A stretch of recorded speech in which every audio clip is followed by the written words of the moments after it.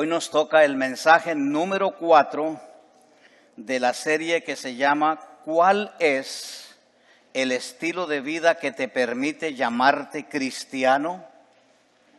Es decir, si tú te llamas cristiano, ¿por qué te llamas cristiano? ¿Qué haces que la gente puede decir, este es un cristiano?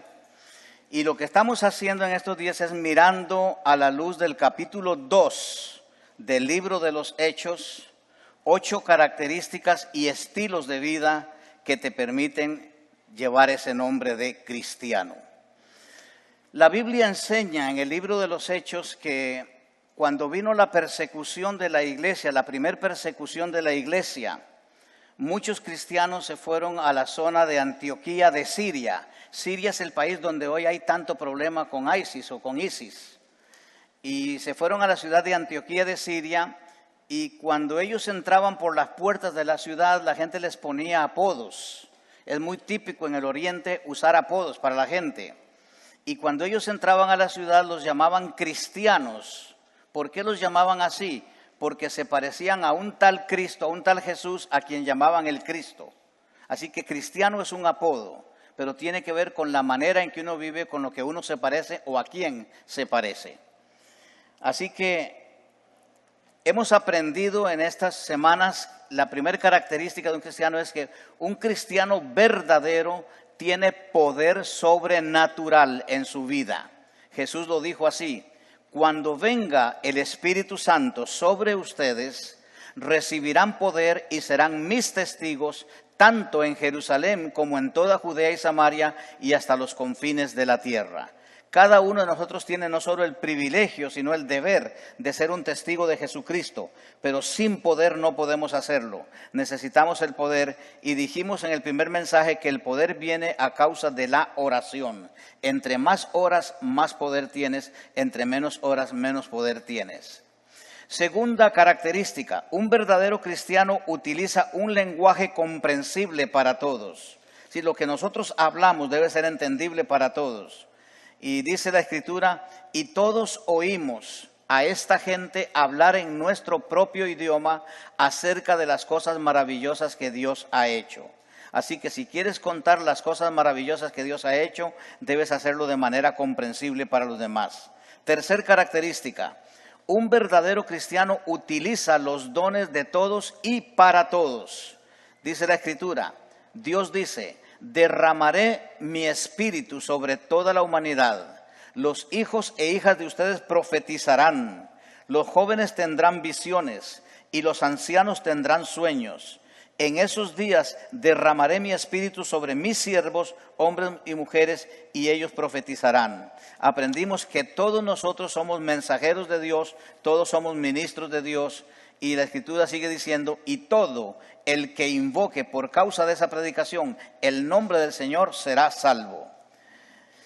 Entonces, la última característica que vimos la semana pasada, un verdadero cristiano tiene un mensaje poderoso, una verdad transformadora que cambia radicalmente la vida del que acepta a Cristo y su mensaje. Si tú tienes un mensaje de poder, Jesús dijo, conocerán la verdad y la verdad los hará libres. Todos tenemos el mensaje, todos conocemos el mensaje y todos debemos compartir el mensaje. ¿Qué hace el mensaje del Evangelio? Cambia radicalmente al receptor y lo hace una creación nueva de Dios, en donde todo en la vida es transformado. Lo dice así la Escritura. Esto significa que todo el que pertenece a Cristo se ha convertido en una nueva creación de Dios. La vida antigua ha pasado totalmente, una nueva vida ha comenzado. Y todo esto es un regalo de Dios, quien nos trajo de vuelta a sí mismo por medio de Cristo. Y Dios nos ha dado la tarea de reconciliar a la gente con Él. Esto es 2 Corintios 5:17. Entonces, tenemos que aprender con base en esto. Los seres humanos no nos cambian a nosotros.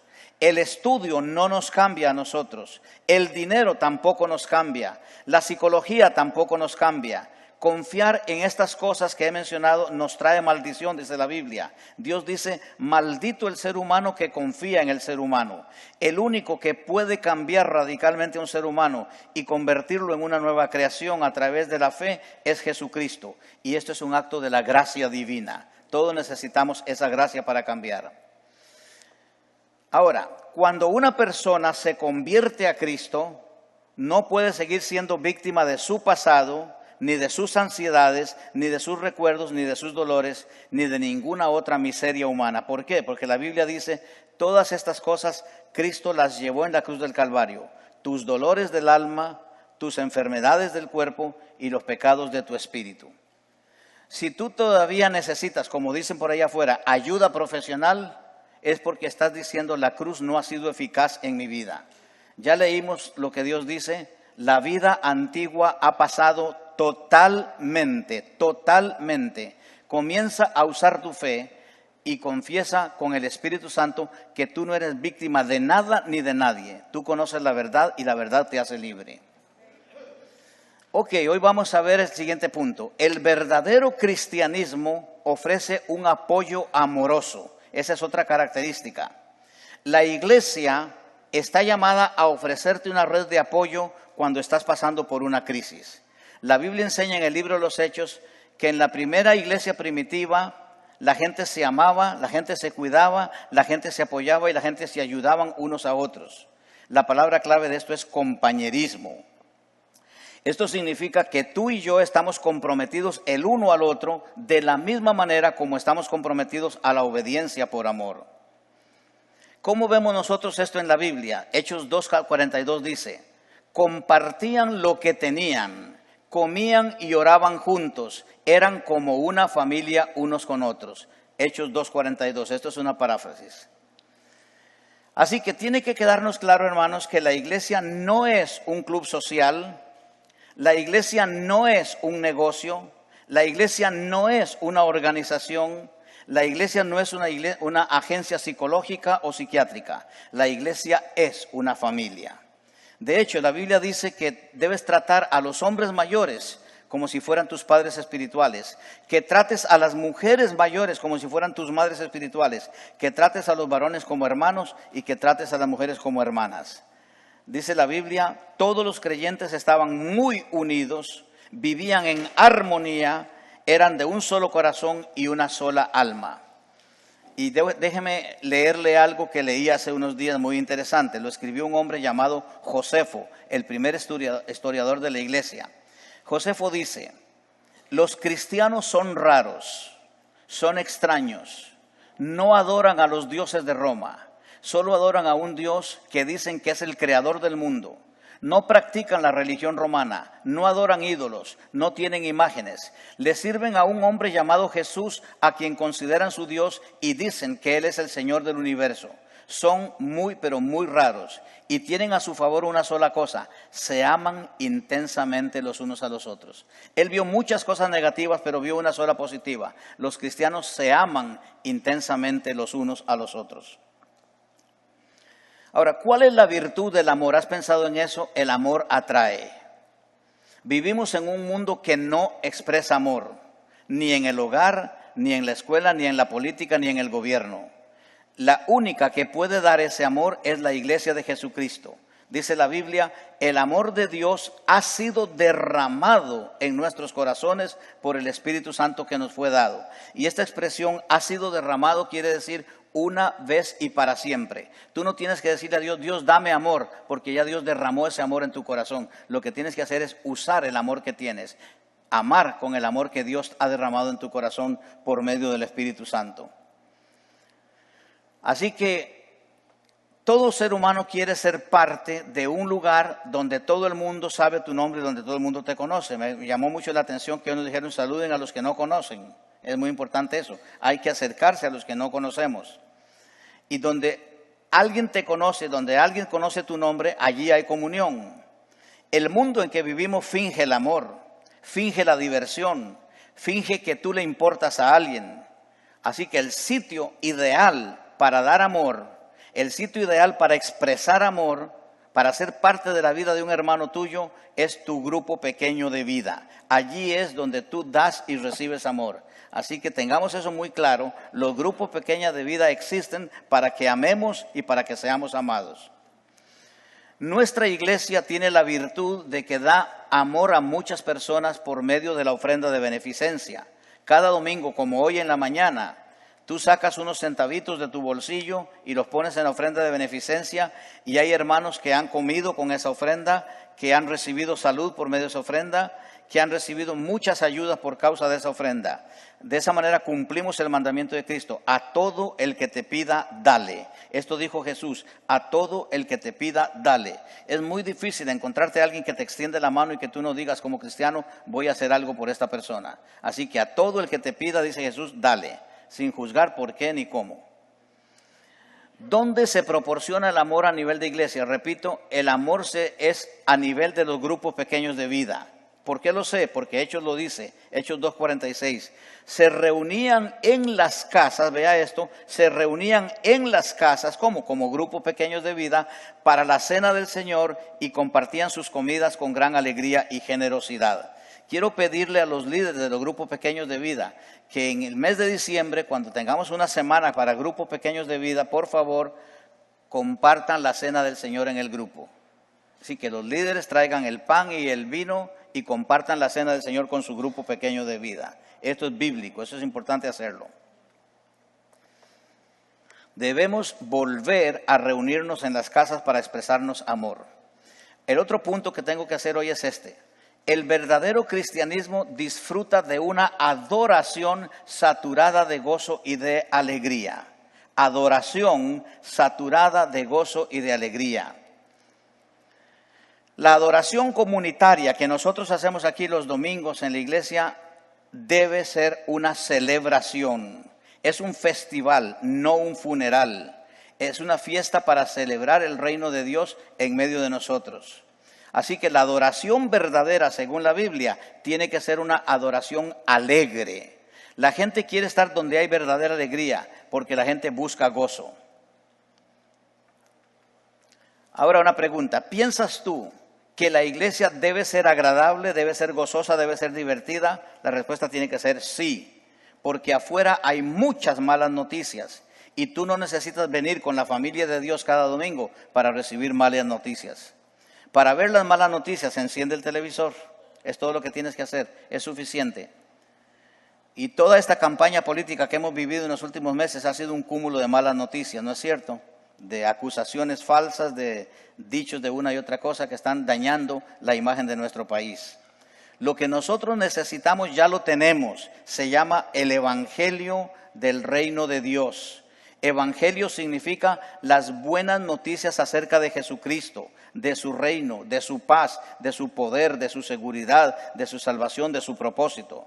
Por eso, por causa de las buenas noticias del reino, nosotros podemos adorar y dar con alegría.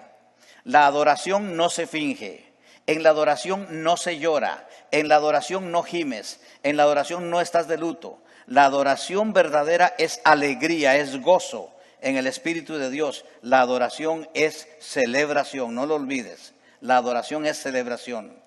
¿Qué hacemos? Celebramos cuando cantamos, celebramos cuando nos saludamos, celebramos cuando nos damos abrazos y besos, celebramos cuando recibimos a nuestras visitas, celebramos cuando damos los diezmos y las ofrendas, celebramos cuando se nos imparte la palabra de Dios, y cuando venimos a celebrar a la iglesia, venimos a celebrar para salir celebrando.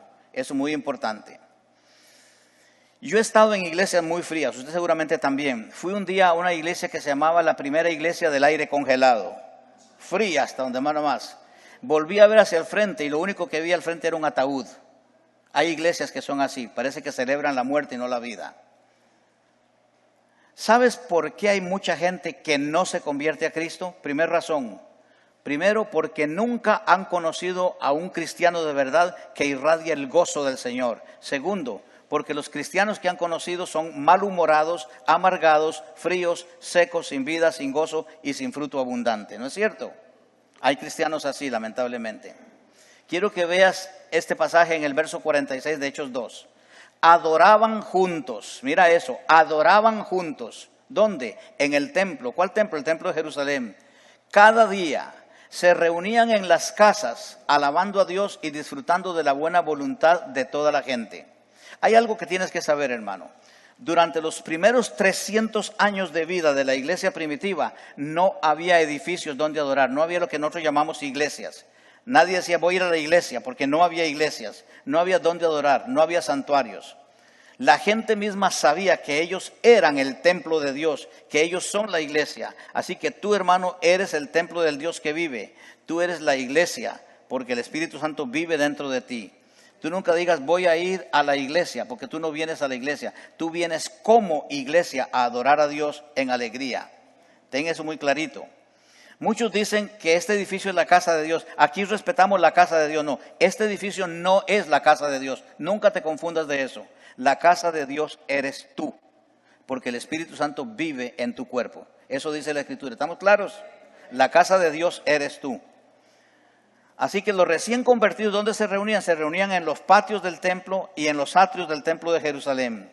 Se reunían en tiendas de campaña, se reunían en casas, se reunían en las calles, se reunían afuera, pero sobre todo se reunían en las catacumbas, que eran tumbas subterráneas bajo las ciudades del Imperio Romano. Si tú vas a Roma, visita las catacumbas para que aprendas cómo se reunían los cristianos en ese lugar. Muy impresionante. La otra cosa es que los cristianos primitivos se reunían en secreto porque ellos eran perseguidos. Y hace unos días leí algo. Cuando Mao Zedong entró como líder de la China comunista, comenzó a perseguir a la iglesia y perseguir a los cristianos. Expulsó a los misioneros, expulsó a los pastores, encarceló a los líderes de la iglesia por muchos años. Y cuando él creyó que la iglesia se había acabado, abrió las puertas otra vez para el cristianismo. ¿Cuál fue la sorpresa? Que había millones de creyentes nuevos que se habían convertido en lo que llaman underground, una iglesia que se había escondido bajo tierra, que se había escondido en las cuevas, se había escondido en las casas, y la iglesia había crecido enormemente. Hoy día se considera que se abren 3 iglesias nuevas por día en la China, a pesar de Mao Zedong. La iglesia perseguida siempre va a ir adelante. Así que nunca tenga miedo si nos persiguen. Dele gracias a Dios si nos persiguen. Eso dice la Escritura. El cristianismo ha sido perseguido en toda la historia de la iglesia. Y es muy posible que siga siendo perseguido. Tiene un mensaje que estorba a los que defienden el aborto. Tiene un mensaje que le estorba a los gays y a las lesbianas. Tiene un mensaje que le estorba a los educadores y le estorba a los políticos.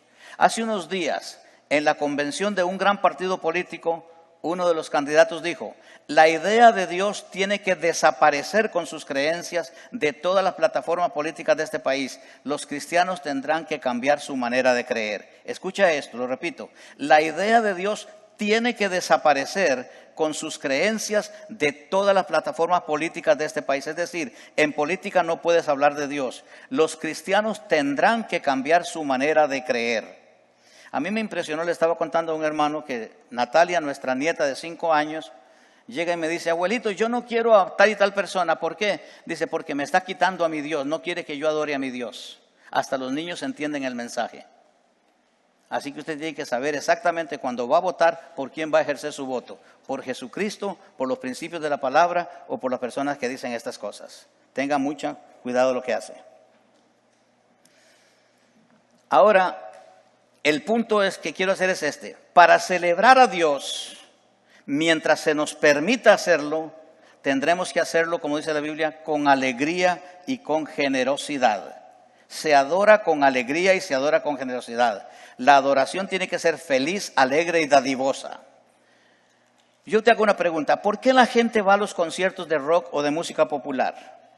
Aquí teníamos algunos fanáticos de los conciertos, ¿no es cierto? ¿Por qué van a los conciertos? Muy sencillo, porque allí pueden expresar sus emociones. Allí gritan, allí saltan, allí hacen cualquier cosa que exprese emociones. El hecho es este. Si tú no adoras a Dios, vas a encontrar una salida para adorar a alguien más. Puedes terminar adorando a Lady Gaga, a Britney Spears, a tu equipo de fútbol o de básquetbol o de béisbol. Tu novia, tu novio, tus hijos, tu familia. A alguien vas a terminar adorando si no adoras a Dios. ¿Por qué? porque tú fuiste hecho a la imagen de Dios y fuiste cableado para adorar, para amar, para servir, para compartir con gozo y con alegría. Pedro lo dijo en su sermón, Hechos 2:28.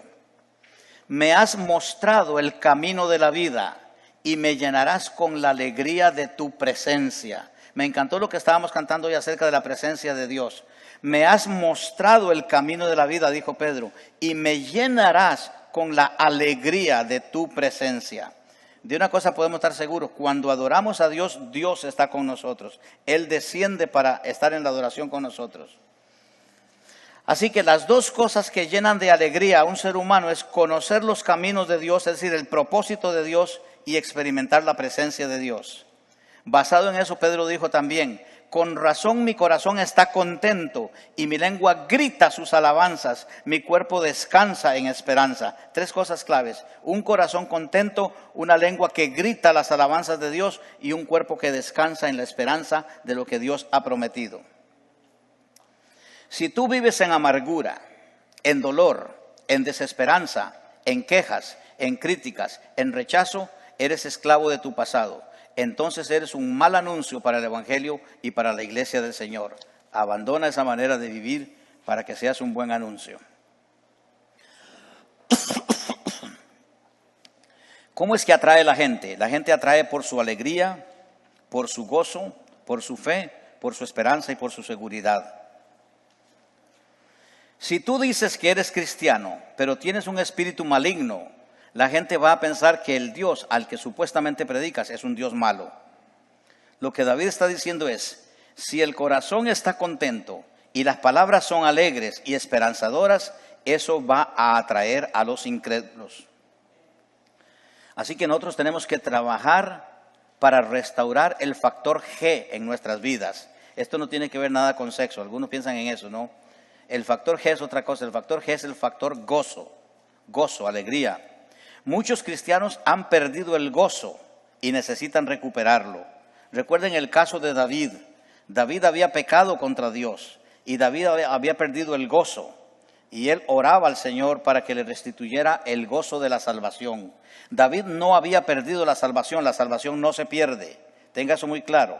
David había perdido la alegría de ser salvo. Y cuando ora le dice, Señor, restituye en mí el gozo de la salvación. Esa es la oración que tiene que hacer la iglesia continuamente. Señor, restituye en nosotros el gozo de la salvación. Recuerda que tener la salvación significa tener poder, tener paz, tener perdón, tener pureza, tener vida eterna, tener seguridad eterna, tener gracia, tener bendición y tener la presencia de Dios en tu vida. Eso tiene que ser motivo de gozo y de alegría permanente cuando tú adoras a Dios. Recordemos dos nuevas características de vida que te dicen que si eres un verdadero cristiano, lo que hicimos hoy. Le ofreces un apoyo amoroso a tus hermanos y a todos, y no solo a los que te caen bien. La iglesia ofrece apoyo a todos, no solo a los que nos caen bien, ¿no es cierto? Ejercitas una adoración saturada de gozo y alegría, contagiosa para los que no conocen al Señor. Estas son características de un verdadero cristiano. Espero que le hables con Dios acerca de esto y le digas, Señor, enséñame a apoyar a mis hermanos, enséñame a amar a mis hermanos, enséñame a servir a mis hermanos, a dar lo que ellos necesitan. Y Señor, enséñame a adorarte saturado de gozo y de alegría, de una alegría contagiosa para los que no conocen al Señor. Amén.